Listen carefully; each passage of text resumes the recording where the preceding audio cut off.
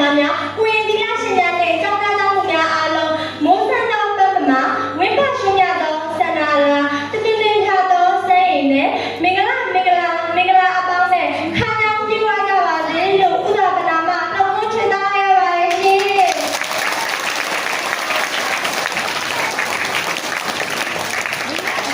ကတော့နိုင်မျိုးတက်တက်ကောင်းမစိုးရင်ကြောင်းပဲဖြစ်တဲ့ပြည်သူတွေမျိုးနဲ့စိုးရအုပ်စုရမကာအတွင်းမှာရှိတဲ့ပညာရဲ့အလင်းကိုဆောင်ပါတဲ့ပြေဝအောင်ဘုံတော်ရည်ပင်ပြဟိတကျောင်းမှာတက္ကမတန်းတွင်ပညာစည်းမှုနေပါတော့ဒိုကျောင်းတော်ရဖူးပြောင်းခြင်းနဲ့ကျမစံနေလောက်ပဲဖြစ်ပါရဲ့ရှင်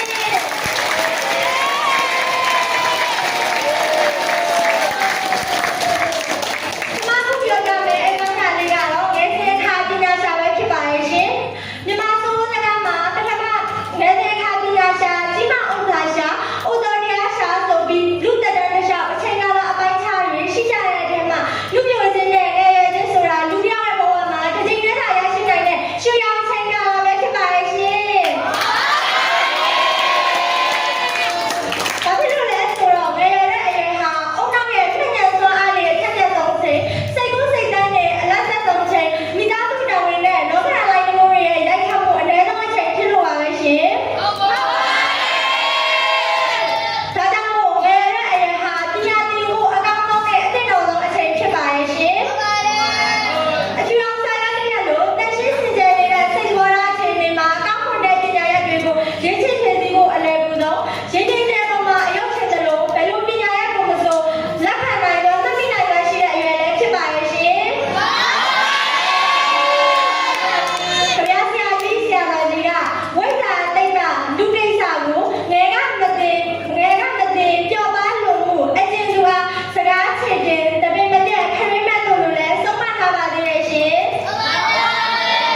တ်ပါဘူးအဲ့ဒီကရဲ့မှာဝိဇ္ဇာတိတ်ကလူကိစ္စလို့ပါရှိခြင်းကတော့ပညာဆိုတာတောင်းသင်ခဲ့တာတွေကျက်လက်ပြီးစောင်းဝဲအောင်ရောဝဲလက်နဲ့ရအောင်ပညာလားဆိုတော့မဟုတ်ပါဘူးရှင်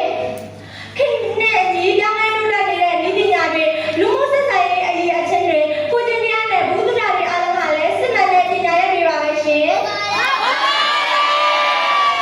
ဒီလိုချို့ကတော့ပြောကြသေးတယ်ရှင်အသက်ကြီးမှတင်လဲရတာပဲ